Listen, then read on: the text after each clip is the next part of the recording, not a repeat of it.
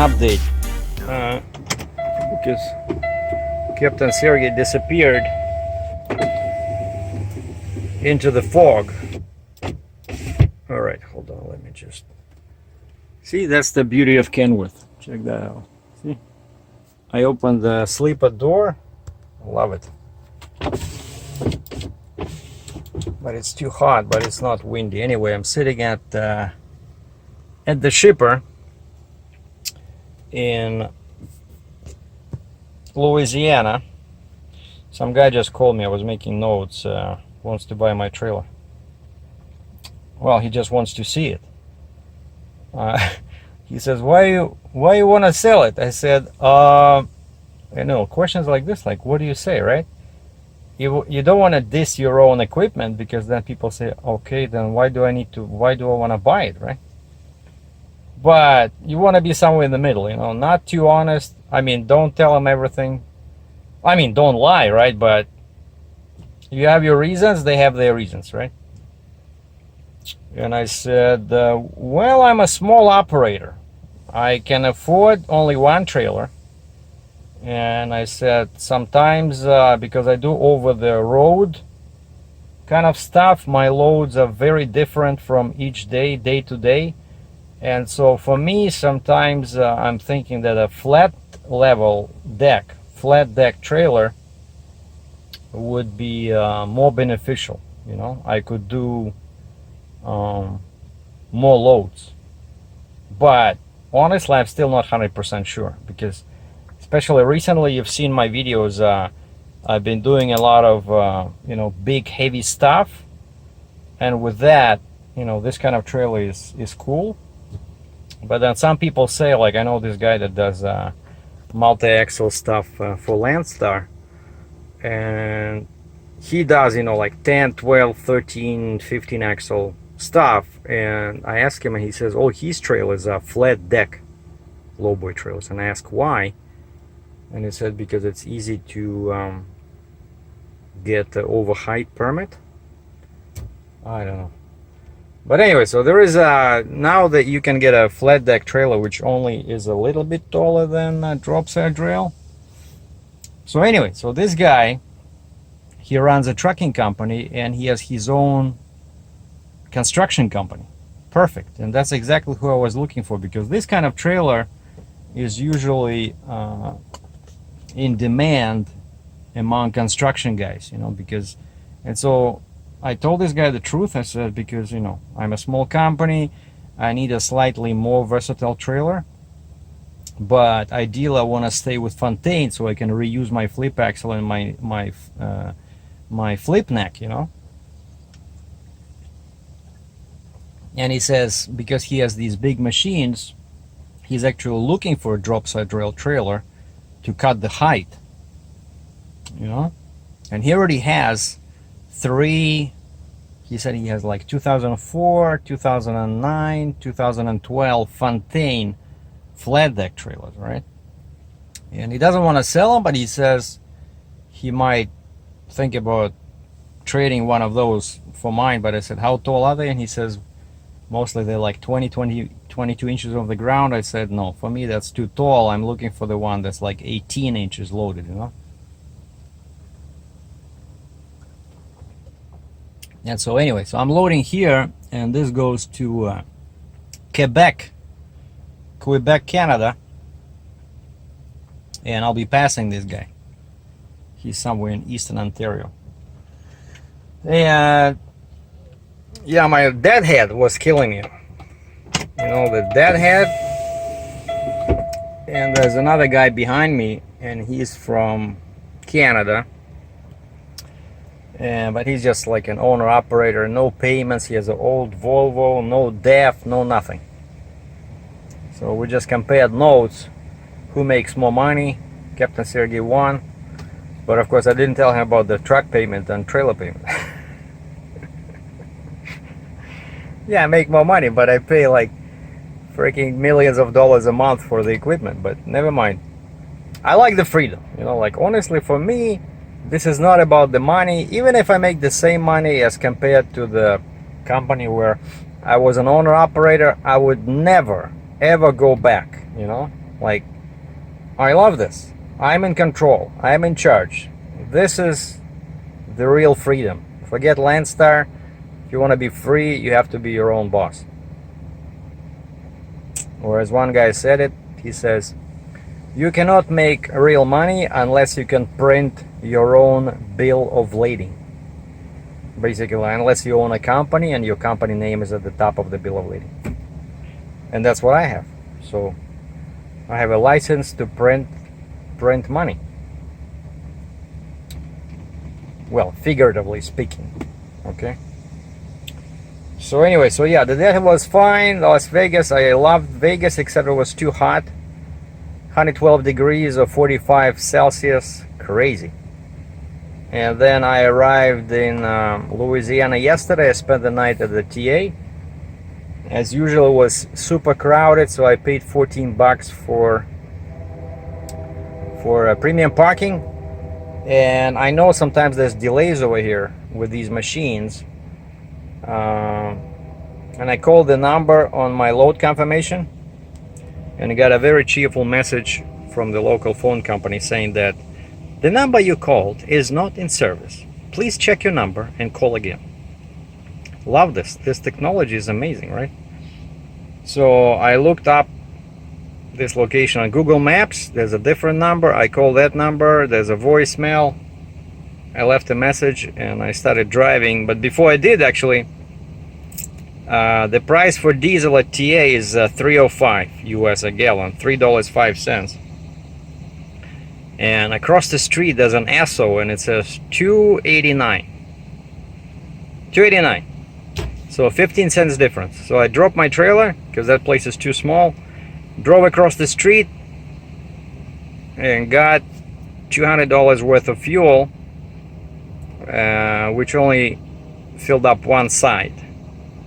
And then I came here, and on the way I saw a Shell. I saw another small station over there. It was the same, like $2.89, $2.88. And I came here. These guys say my load is not ready. Basically, the machine is ready. It's just there's still something with the customs paperwork. They have to fix something over there. So I don't know. They said probably around lunchtime, but if not, I'll just go back to the truck stop. Sometimes this stuff happens. And so I dropped the trailer. I told them, can I drop the trailer? They said, yeah. Okay, so I dropped the trailer inside and I drove to get coffee, and I saw that good price, you know, the price is still good. So I went and prepaid again 200 bucks. Now I'm full. I'm full. I got both tanks full. Why? Because I want to scale. You know, I want to scale with full tanks once I load this, because I only ordered permits using the theoretical weight, 32,500 pounds. That's what this machine weighs. And I only ordered Louisiana, Mississippi, Alabama. And now I need Tennessee, Kentucky, Ohio, PA, New York. And for those I want to scale, and preferably I want to scale with the full fuel, with full weight. And that's the plan. So for now I'm just waiting. Oh, and I was sitting doing nothing. I decided to do finally sum up my kilometers for the IFTA. And that was a very entertaining task, but now I got it. You know, like each time I cross a border between states or provinces, I write down my odometer, right? So now I went through my records from June 1st to, from April 1st to June 30th, and I summed up like state, and then how many kilometers I did in each state, because my IFTA office is in Ontario, so everything is in metric, which actually I like, because my truck, everything is metric, like kilometers, you know. And so I did that with kilometers. Now I just have to add various, all that mileage for each state, because now I have like 5 or 6. Let's say Ontario, I did so many kilometers. So now I just have to add into one, like total kilometers for Ontario during this 3 months, right? And then do that for all the states. And I did about 27,000 K or 17,000 miles only in 3 months. And for me, that's perfect. You see, just over 5,000 miles a month. I don't make money running long trips. Like this time, I only did this Utah because it was an Independence Day and there was nothing else on the board. But now I see it's busy. I already got like 3 calls this morning, people asking me if I have a trailer available, you know. So maybe I'll even find something from Quebec back to Ontario. But I want to stop because I want to finish this IFTA, because I need to go to my bank, get a check, mail them the check. Usually it's like $30-40 I owe them for fuel. And then I need to do my New York and Kentucky. Those are easy, but also there might be a check involved.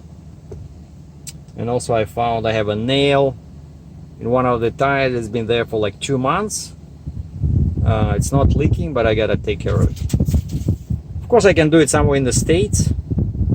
But so far so good, you know. This load is pretty light, so I don't know. Might as well do everything at home. Okay, I'm back at the truck stop. It's hot as hell. Let me show you what I got.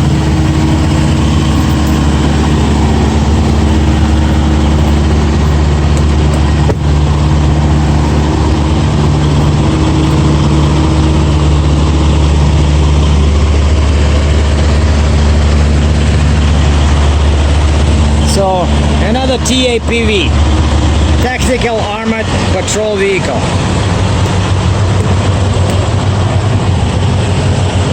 So pretty much legal, just slightly over the edge of the trailer.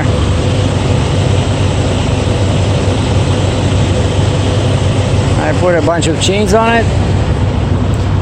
So my rear one is up, so just running on basically 5 axles.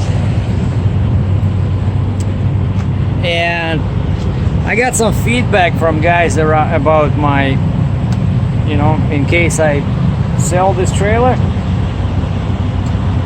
I just had an interesting conversation with a guy from Landstar who does super heavy loads like 10 and 12 axles. Like he has a 60 ton and 75 ton, or 65 and 70, something like that. And the truth of the matter is, and these guys now, they don't want us to attach flags to the wheels. And some states, I know Michigan, they don't like that, or Illinois, they like the flags to be on the wheels, but the shipper said no. Nothing goes on the actual machine, you know?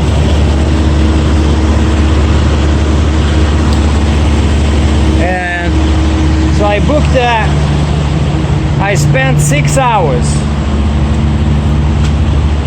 6 hours at the shipper. The machine was ready, the paperwork was not ready. And so they loaded me at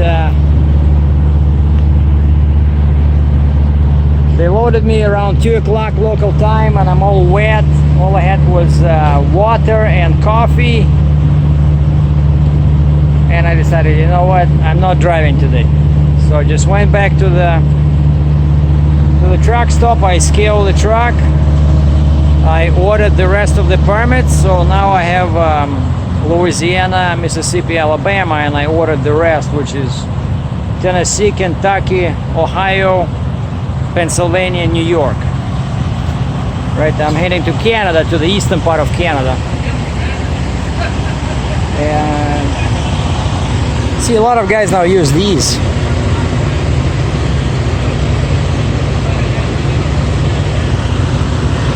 To make your truck more aerodynamic. You see, they use these discs, they use this.